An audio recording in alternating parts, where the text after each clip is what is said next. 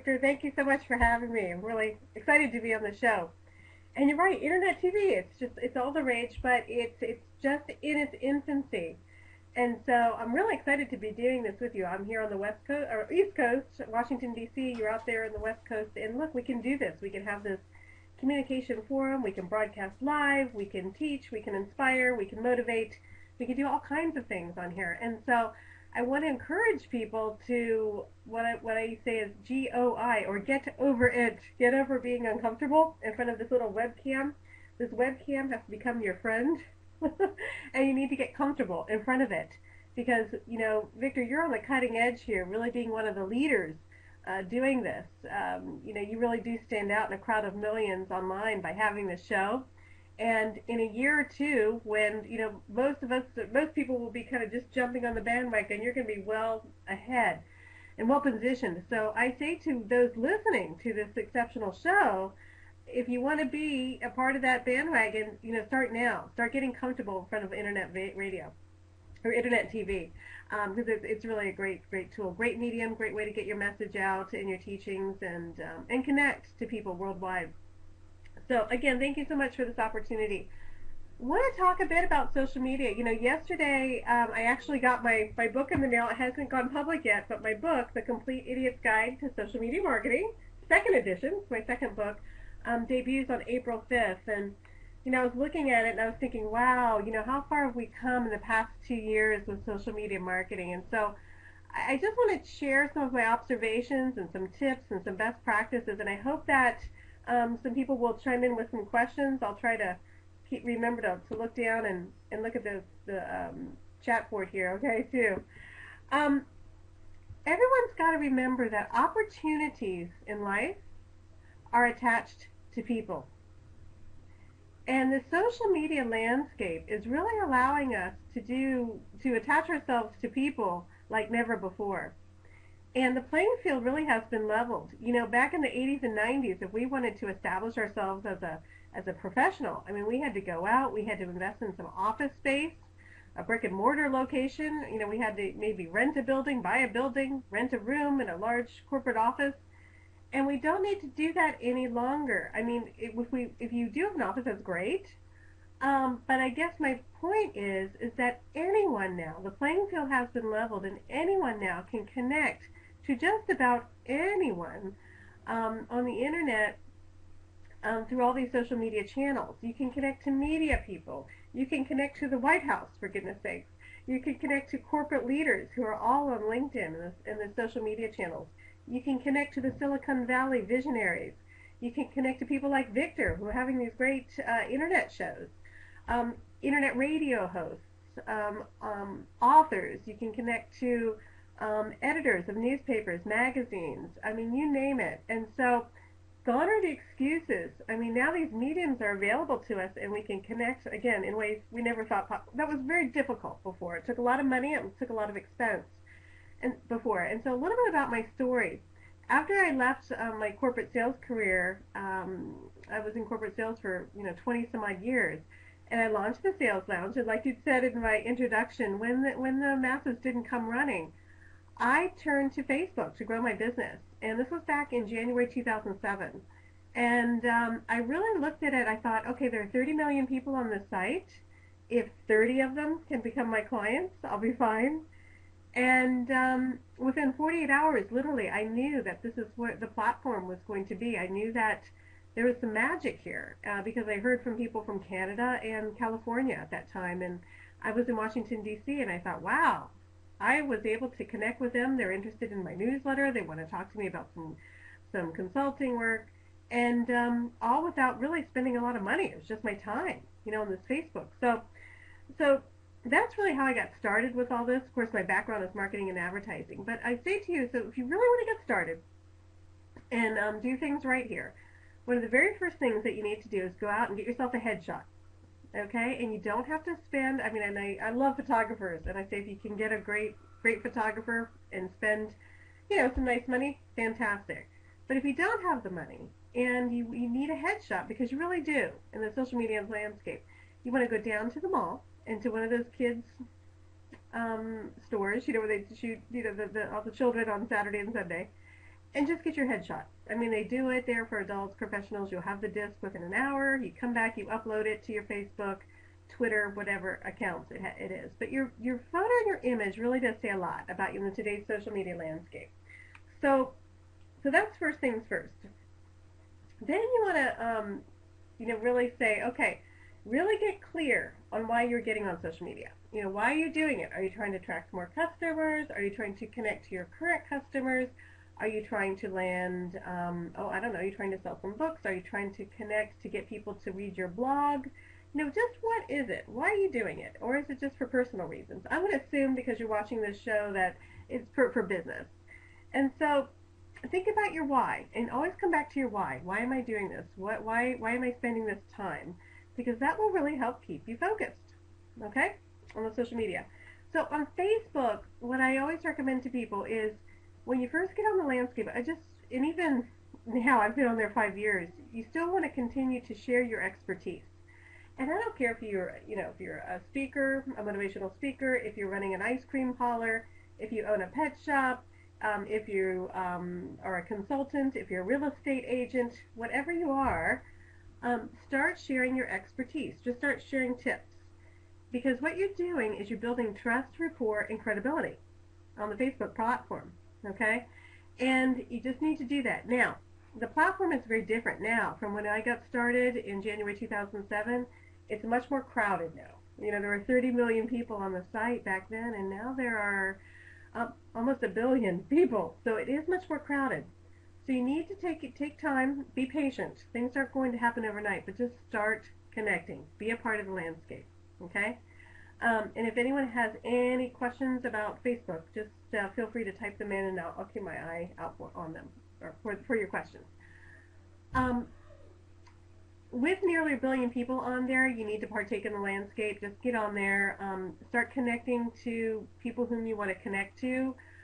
Look up, some media people. Look up, if you're a retailer, a small business owner, start connecting to the people in your strip mall or in the mall where you're located. Start connecting to your, when you're networking with networking groups, get connected to all those people online so you can continue the conversation when you see them in person. You can then continue it online, okay? And that's how you build relationships, build trust and rapport, and that's how business happens, okay? So that's a Facebook, and that's your personal profile. I want you to have a profile on there, really a professional profile of you. A lot of people get on Facebook just to connect to family, friends, loved ones, and that's fine. But I feel that you should have a professional presence, really, if you want to be on there for business, and have a page that it's you, the professional networker, okay? Now, Facebook business page, that is important. I think it is good to have. You definitely want to have one. But just know that all the action, if you will, is really taking place among the personal profiles. And so you just want to be on there as a professional networker. Will people go to your business page? They will eventually, but it will take time. And I mean, it could take years. But, time will be going by. And so just have your page on there. I mean, unless you're a big, well-known business.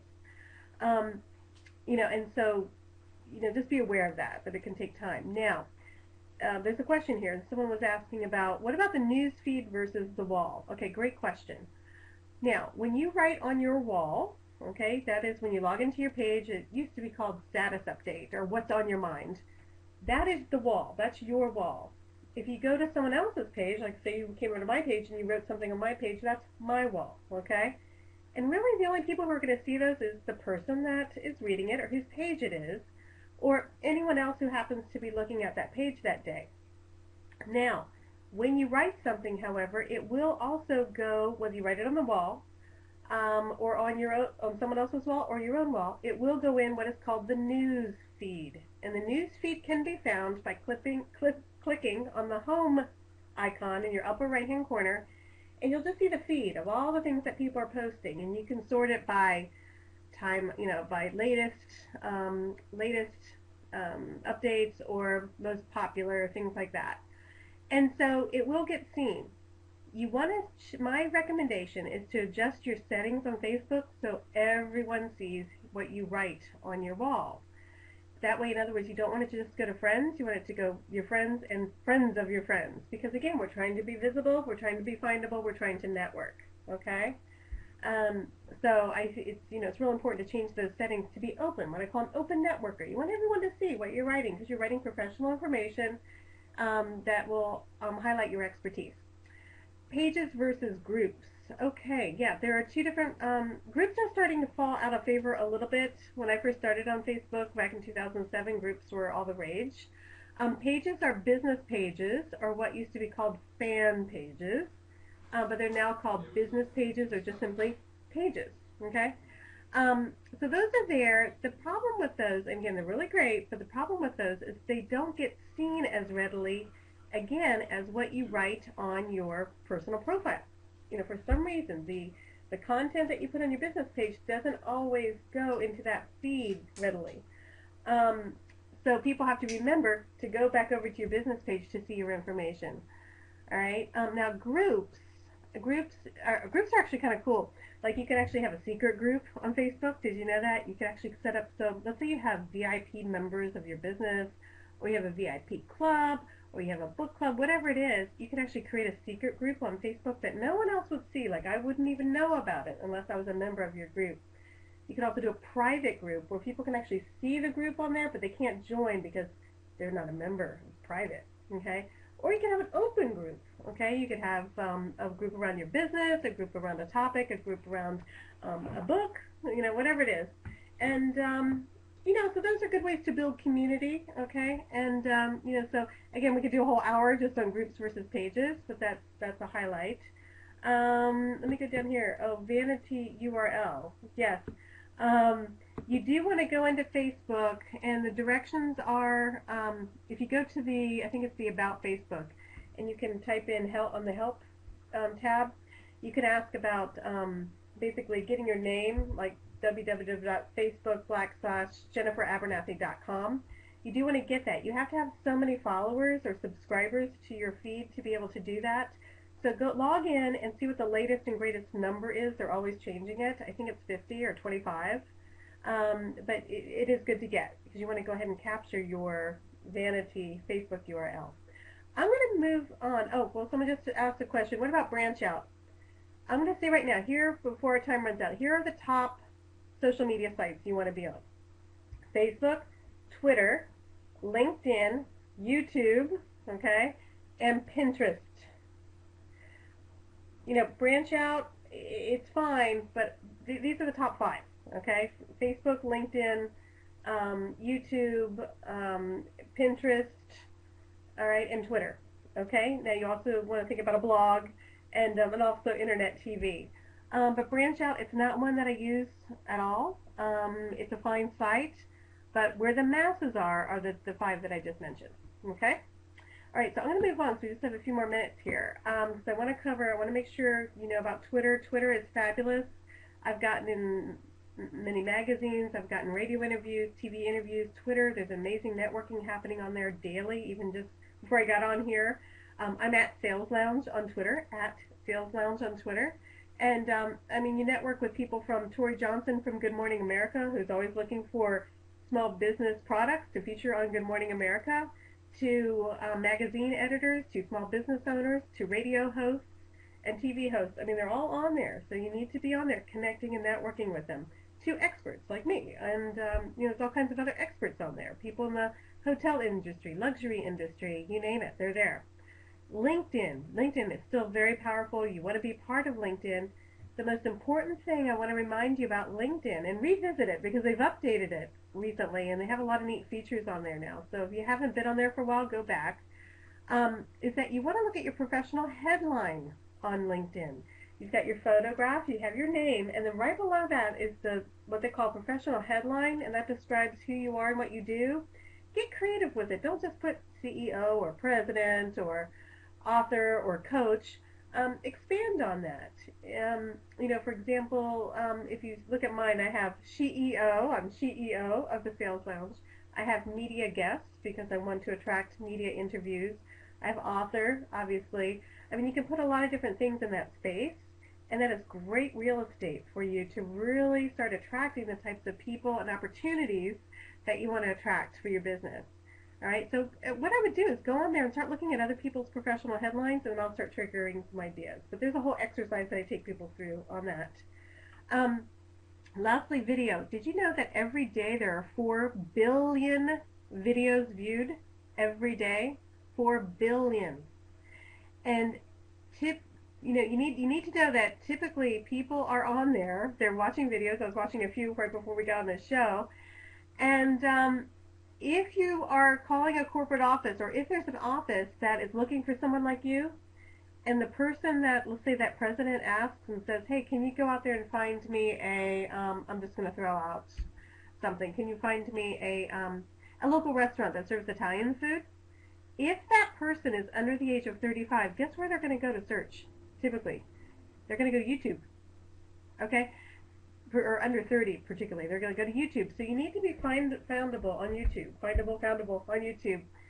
And also, the great thing about YouTube is now with Google Plus, that's the other big site actually that you need to be on, Google Plus. Since Google Plus and YouTube are now together, when people are searching for you or your topic or whatever industry you are in, if you have videos, you're going to be one of the first to pop up. Also, if you have a Google Plus page, you will also pop up. So video is extremely important. It's going to become very mainstream. By 2013, all video is going to be actually starting to deliver. Internet video is going to deliver into the homes of America in 2013 with the new Apple television that's going to come out. So we all, as business owners and entrepreneurs, have to be really comfortable with video. I'm just going to look here for questions to see. Okay, great. And I know our time's wrapping up here, but Victor, if anyone has any questions, they can certainly send me a tweet at Sales Lounge on Twitter. And or if you want to shoot me a note, let me know if I have more time. I can go into further things. Okay, I've got a question here. What is the difference between a webinar and internet TV? Great question.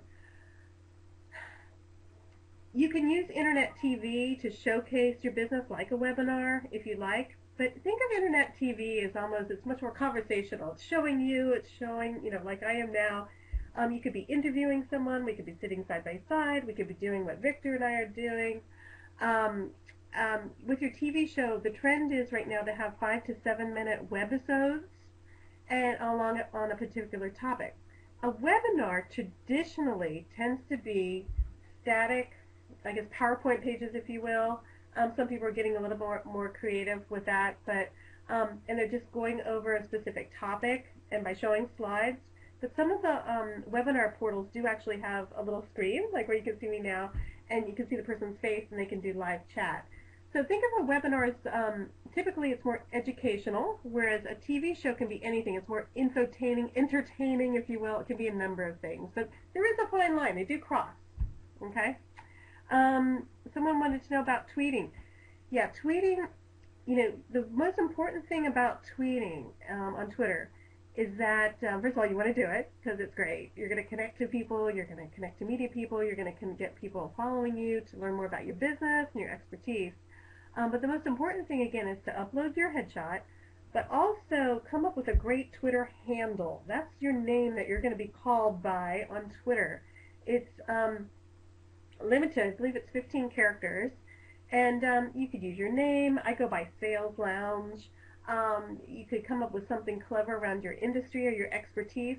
But just know that that's what you're going to become known as. So you have to be really careful about what that name is. But the important thing is to come up with a good handle, or at least come up with one. Don't use the generic one that the system gives you. And get on there and just start posting. Every day, just post a tweet. You have 140 characters, and you'll get used to it. You probably think, how? It's going to be hard for me to do that. You get used to it. It's actually a lot of fun. But this is one thing that all my clients say, you just have to do it in order to really understand it. Okay?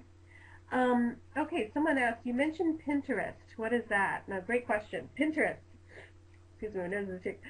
Pinterest right now is the hottest social media site going. It's a new startup, and it's Pinterest just like interest, but with a P in front of it. And basically what it is a virtual bulletin board. It's a virtual bulletin board where you can post photographs, images, and videos of things that you like. And what happens is people will come to your page and they'll visit your bulletin boards and they will repin it. They'll take what you've posted and then they'll pull it off and they'll repin it on their page. And you start networking. You start sharing each other's photographs and videos. but people very, very quickly are responding to Pinterest, and they're using it now for business. You get on there, you're going to see people's resumes. You're going to see information sheets about their business. You're going to see videos about who they are and introducing their staff. You're going to see their favorite places to travel and their favorite places to hold meetings and the restaurants that they like to dine. You're going to see all kinds of things that are incredible for business. And primarily it's women right now that are using it, but there are more women actually using social media in general anyway, with the exception of Google+. There tends to be more men there. But Pinterest is an amazing site. You just have to get on to check it out. It is by invitation only. The last figure that I saw, there's 14 million people using it, and that number is literally going up daily. So just go to Pinterest.com, request an invitation, and you will get one. Okay, it's really a lot of fun. And when I start seeing people like Katie Couric on there, Tim Ferriss, Ben & Jerry's Ice Cream, I know that it's a site that we need to pay attention to. And business is happening. In fact, the latest report that I read just last week said that more people are getting traffic to their website from Pinterest than Facebook or Twitter, particularly if you're targeting the women audience, okay, the female audience, okay?